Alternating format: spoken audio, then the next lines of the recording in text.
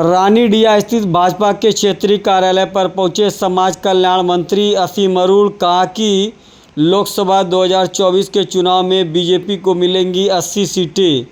आपको बता दें कि उत्तर प्रदेश के समाज कल्याण राज्य मंत्री स्वतंत्र प्रभार असीम अरुण आज दोपहर को भाजपा के रानीडीह स्थित क्षेत्रीय कार्यालय पर पहुंचे। उन्होंने कहा कि 3 नवंबर को गोरखपुर के चंपा देवी पार्क में अनुसूचित वर्ग सम्मेलन का आयोजन हो रहा है। इसमें बड़ी संख्या में अनुसूचित समाज के लोग पहुंच रहे। इस कार्यक्रम को सफल बनाने के लिए मुख्यमंत्री योगी आदित्यनाथ भी पहुंच रहे हैं। कार्यक्रम के वह मुख्य अतिथि रहेंगे। उन्होंने कहा कि केंद्र और प्रदेश सरकार ने अनुसूचित जाति के लिए काफ़ी काम किया है और आगे भी काम करते ही रहेंगे। अनुसूचित वर्ग आभार व्यक्त करने के लिए ये कार्यक्रम का आयोजन कर रहा है। उन्होंने आम आदमी पार्टी पर हमलावर होते हुए कहा कि अपने कृत्यों की सज़ा पा रहे हैं आम आदमी पार्टी के पदाधिकारी। जो गलती करेगा उसे न्यायपालिका दंड देगी। उन्होंने कहा कि डबल इंजन की सरकार फिर तीसरी बार केंद्र में भारतीय जनता पार्टी की सरकार बनेगी। ये आपको ये बताते हुए खुशी है कि कल गोरखपुर में एक बहुत बड़ा सम्मेलन आयोजित किया जा रहा है। इस सम्मेलन में पूरे गोरख क्षेत्र से हम आशा करते हैं कि करीब 1 लाख से 1.5 लाख लोग इस कार्यक्रम में सम्मिलित होंगे। सभी जनपदों के बहन भाई आ रहे हैं। ज्यादातर लोग अनुसूचित वर्ग के होंगे, वैसे सर समाज के लोग भी यहाँ पे होंगे। माननीय मुख्यमंत्री जी आदरणीय योगी आदित्यनाथ जी इसको संबोधित करेंगे। प्रदेश अध्यक्ष भूपेंद्र सिंह चौधरी जी ऐसा भी इसको संबोधित करेंगे और अपने पूर्वांचल के समस्त शीर्ष नेतृत्व के साथ ही यहाँ पे रहेंगे। कार्यक्रम का उद्देश्य है, सबसे पहले संगठन भारतीय जनता पार्टी मुख्यमंत्री जी धन्यवाद देना चाहते हैं अनुसूचित वर्ग का। पिछले विधानसभा के चुनाव में, पिछले नगर निकाय के चुनाव में जिस तरीके से बढ़ चढ़ के मोदी जी की नीतियों में विश्वास अनुसूचित वर्ग ने व्यक्त किया, उसके लिए और साथ साथ आने वाले समय में किस तरह विकास के प्रवाह में और जोड़ने का काम किया गया है, किया जाएगा, किस प्रकार सामाजिक बराबरी स्थापित करने के लिए आगे कार्य किया जाएगा, इस पे चर्चा होगी। और अगले 2024 के लोकसभा चुनाव में हम लोग को विश्वास है कि जिस तेजी के साथ मोदी जी की नीतियों में, योगी जी के क्रियान्वयन में विश्वास बढ़ा है, 100% अनुसूचित जाति का वोट, अनुसूचित जनजाति का वोट भारतीय जनता पार्टी माननीय मोदी जी, योगी जी के साथ में है और रहेगा।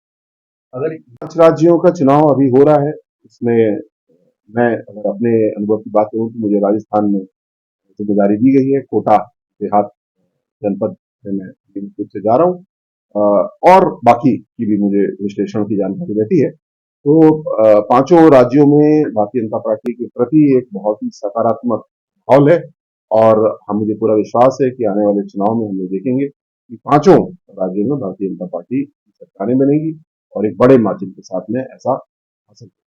दिल्ली के मुख्यमंत्री केजरीवाल जी भी लोकसभा चुनाव बनारस से लड़े थे, मोदी के खिलाफ काफी करारी हार का भी सामना करना पड़ा है।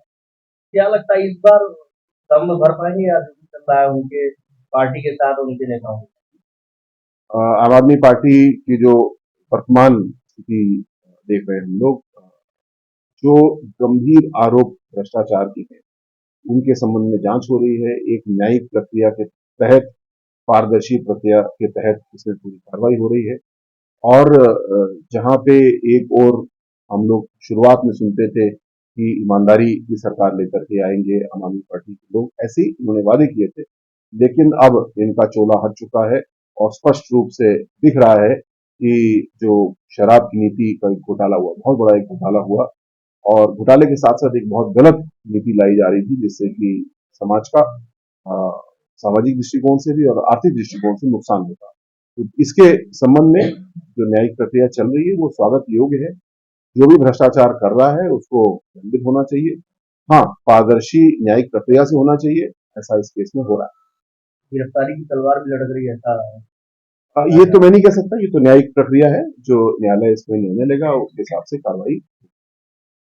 और उधर एनडीए या भारतीय जनता पार्टी की बात करें तो हमारा कार्य, हमारी नीति है कि भारत को सबका साथ यानी सबको जोड़ो और विकास की दिशा में आगे लेके जाओ, जिसके परिणाम आज दिख रहे हैं।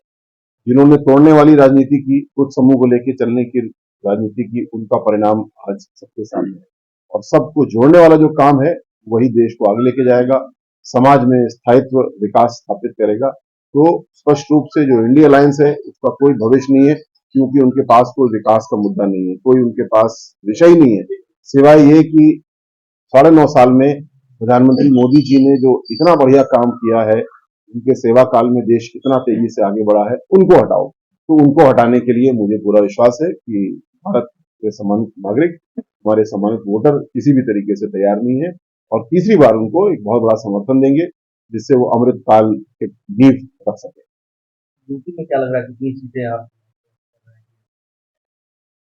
यूपी में 80 सांसद हम लोग भेजते हैं और हमारा पूरा विश्वास है कि 80 में से 80 सांसद इस बार उत्तर प्रदेश में भारतीय जनता पार्टी से जाएंगे। कारण ये सबका साथ, हर धर्म, जाति, क्षेत्र, भाषा, बहन, भाई, ट्रांसजेंडर, वरिष्ठ नागरिक, किसी को भी आप देखिए समूह को, किसी भी विशिष्टता के समूह को देखिए, तो भारतीय जनता पार्टी ने हमारी डबल इंजन की सरकार में सबको जोड़ने का काम किया, सबकी समस्याओं को, आकांक्षाओं को समझा और उसके लिए उसका निराकरण किया, उसके लिए स्कीम बनाई।